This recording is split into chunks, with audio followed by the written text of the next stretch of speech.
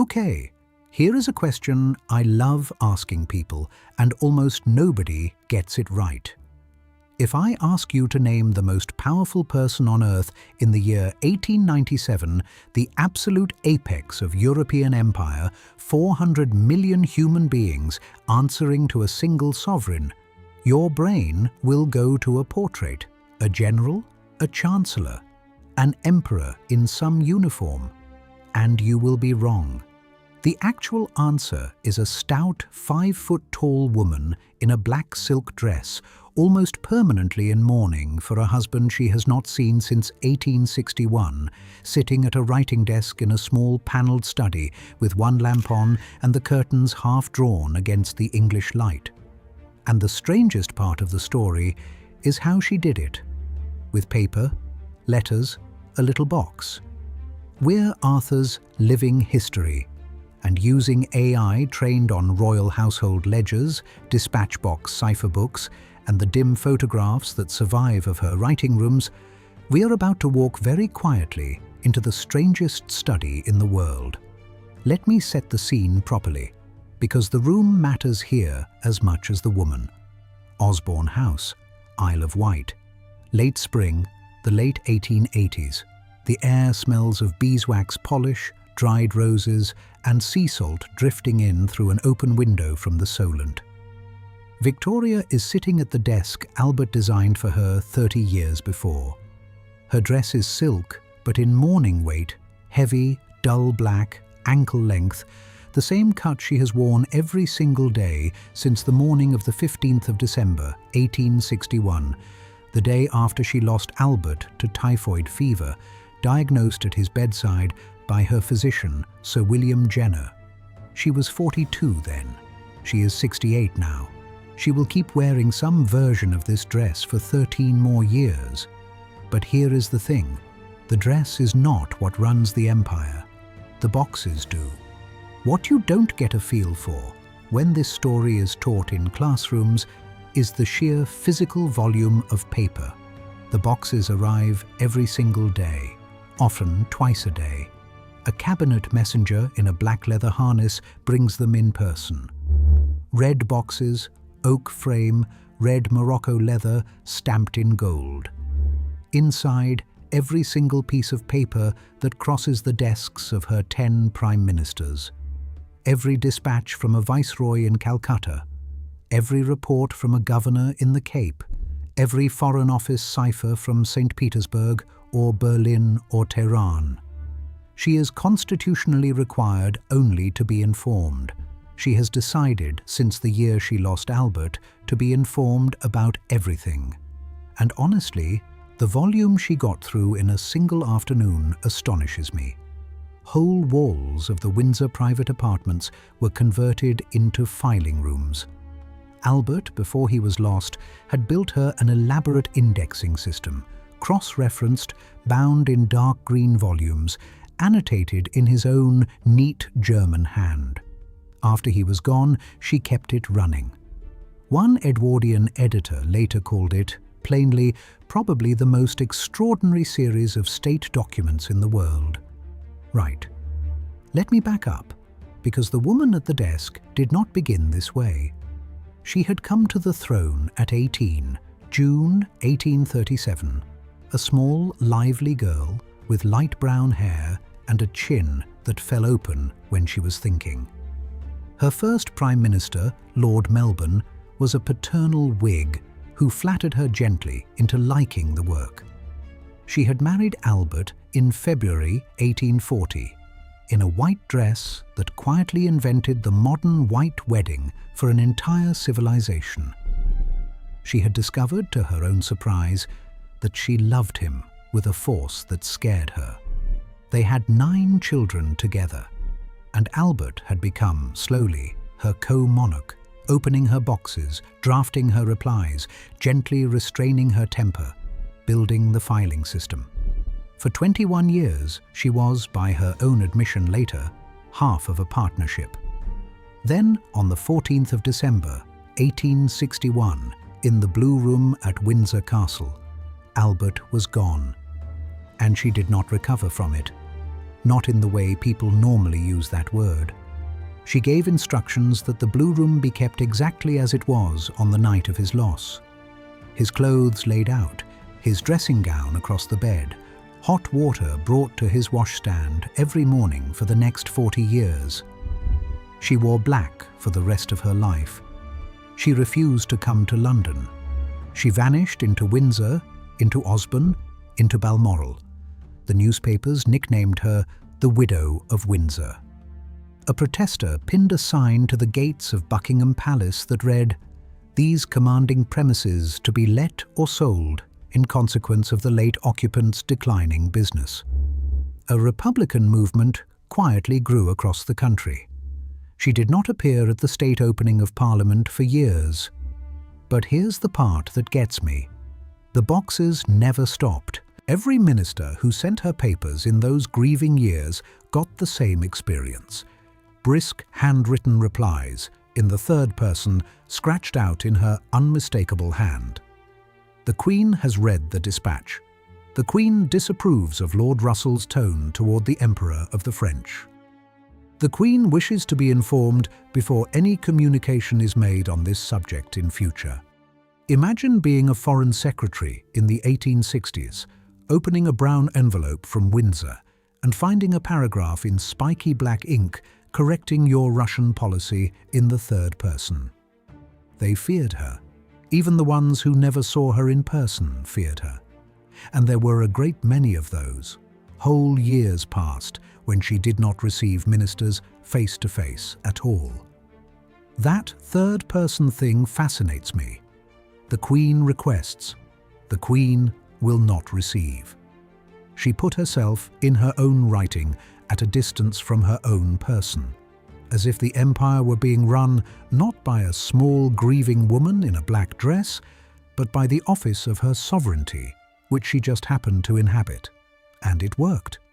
In 1851, even before Albert was lost, she had already shown what she could do to a minister who failed to consult her. Henry John Temple, Viscount Palmerston, the most brilliant and most arrogant Foreign Secretary of the century, was in the habit of issuing dispatches to British ambassadors abroad without showing her the drafts. Victoria complained. She complained again. She wrote to the Prime Minister, Lord John Russell, asking that Palmerston be required to clear his correspondence with her first. Palmerston ignored her. Then, after a particularly cavalier dispatch acknowledging Louis Napoleon's coup in Paris, she found a way. By December of that year, Palmerston was out. The most powerful foreign secretary in Europe lost his job in private on the quiet insistence of a 32-year-old queen sitting in a study at Osborne with her sleeves stained with ink. Sit with that one for a second. That is the small, private way she did almost everything. No speeches, no public quarrels, letters, marginal notes, a quiet sentence to the right person. By the 1870s, Benjamin Disraeli, small, theatrical, half-Jewish, charm itself, finally works out how to pull her gently back into public view. He calls her, in carefully drafted memos, the fairy. He sends her primroses, her favourite flower, by the basketful. He addresses her in the soft, slightly absurd tones of a courtly novel. She is enchanted. In 1877, his government passes the Royal Titles Act, and she becomes, formally, Empress of India. From then on, she signs herself Victoria I, Regina Imperatrix, Queen and Empress. She is 58 when she starts writing it.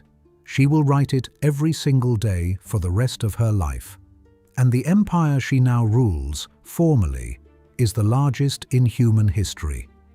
Stay with me on the scale for a second, because the numbers do not sit comfortably in a normal sentence.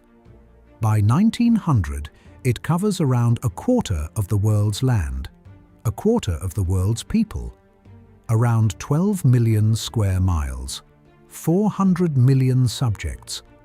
A pink stain across every map a Victorian child opens at school, and the woman at the centre of it has not been to most of it. She never sets foot in India. She never sees Africa. She never visits Australia or New Zealand or Canada. Her empire is the one she holds in her head, in her boxes, in the steady drip of paper across a single writing desk. So how does she reach the corners her ministers cannot? That is where the story actually gets interesting. She develops two extraordinary personal channels, side doors, if you like. The first is a tall, broad-shouldered Highland Scot named John Brown. Brown had been a gillie at Balmoral since 1848, when she and Albert first leased the estate. He had a stammer when he was angry, and an iron memory for the mountains. Albert had liked him. After Albert was lost and Victoria sank into the worst of her grief, it was her daughter, Princess Alice, who quietly suggested that the Highland servant who had so reliably led the Queen's pony at Balmoral might be brought south to Osborne. In December 1864, he was summoned. He arrived with Victoria's favourite pony, Lochnagar. He stayed beside her in one form or another for the next 19 years.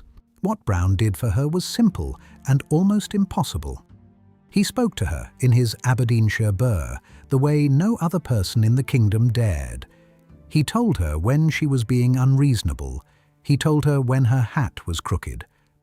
On the 29th of February, 1872, he knocked an armed assailant to the ground at the gates of Buckingham Palace before the man could fire, the fifth of 7 attempts on the Queen's life across her reign.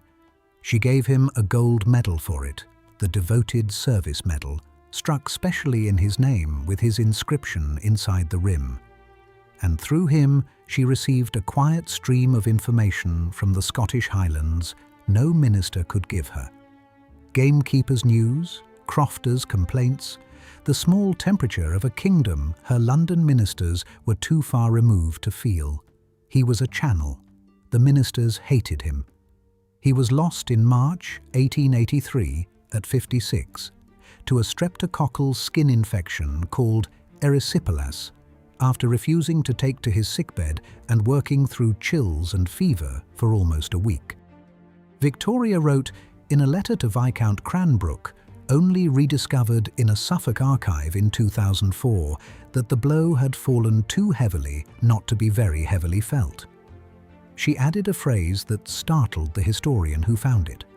She said that life, for the second time, had become trying and sad to bear deprived of all she so needs. For the second time, she had equated it with Albert. The second channel, 4 years later, was even stranger. On the 23rd of June, 1887, 2 young Indian Muslim servants from Agra arrived at Windsor to wait at table during the Golden Jubilee celebrations. One of them, 24, slender, watchful, a quietly observant man named Abdul Karim, caught Victoria's attention almost immediately. Within months, he had been promoted out of waiting duties into a quite extraordinary position.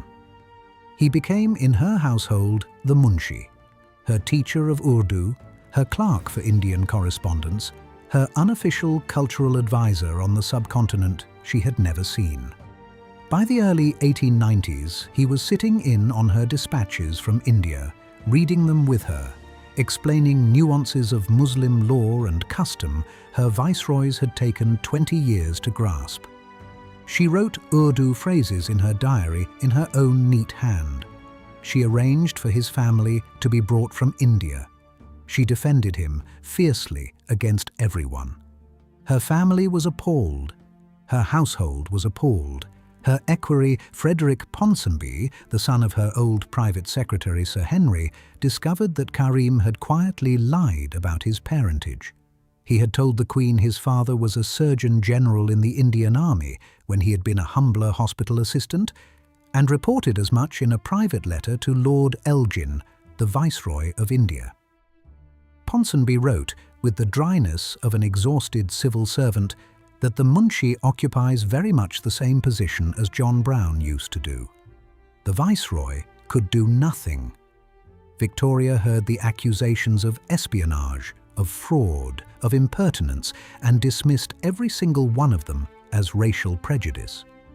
Karim remained beside her in some form until she was lost. And look at what she was doing here. She used brown to reach a kingdom her London ministers thought beneath them. She used Karim to reach a subcontinent her London ministers thought above them. She made an empire from a small room by quietly opening side doors her ministers had not thought to install. In the very last decade of her life, the boxes never stop. By recent estimates, she is averaging several hundred letters a week.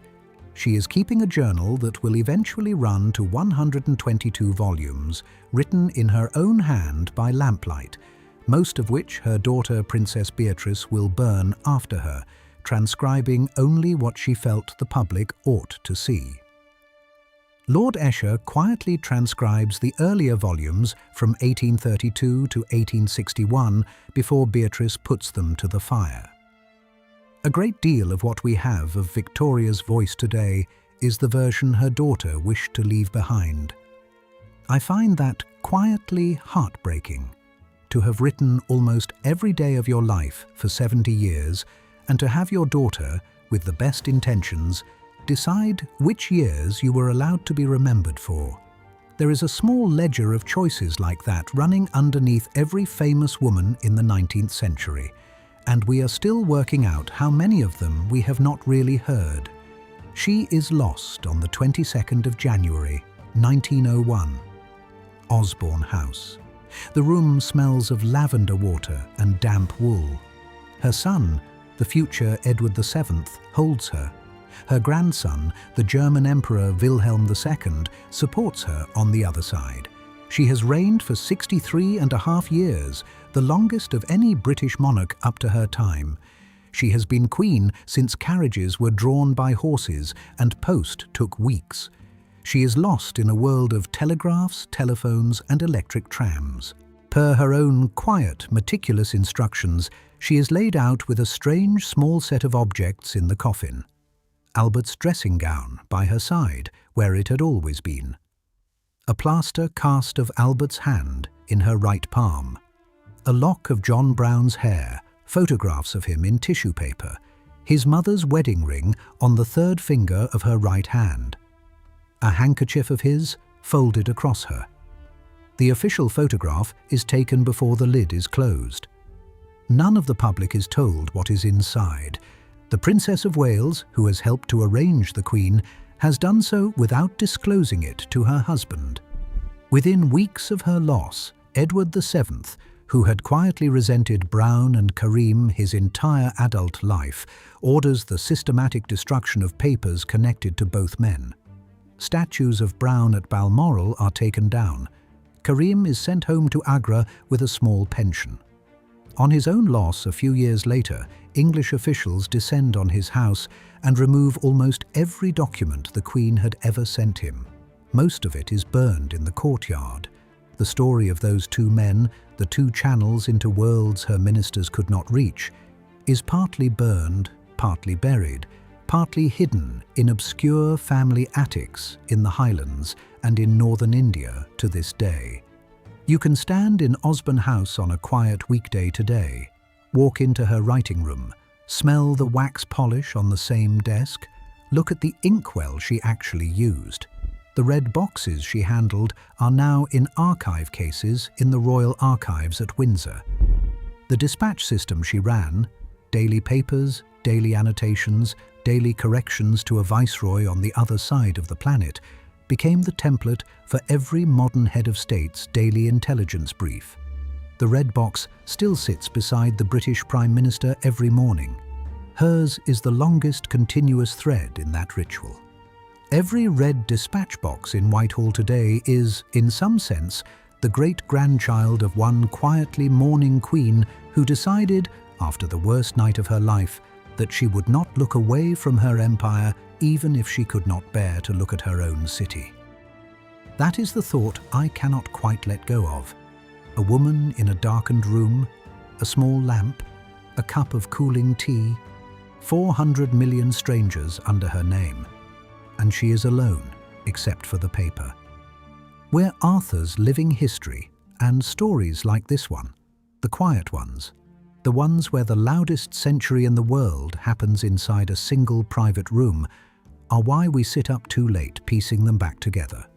Tell us in the comments which moment of her story stays with you, which forgotten consort, which Indian Munshi, which Scottish gilly, which woman in mourning black you would like us to walk into next. Subscribe if you would like to keep crossing centuries with us, because what we are quietly opening next is bigger, stranger, and more carefully made than anything we have lit so far. History, sometimes, is not made in the throne room. It is made at a writing desk by lamplight, by a hand that never stops moving. And we, like Victoria with her boxes, keep ours open.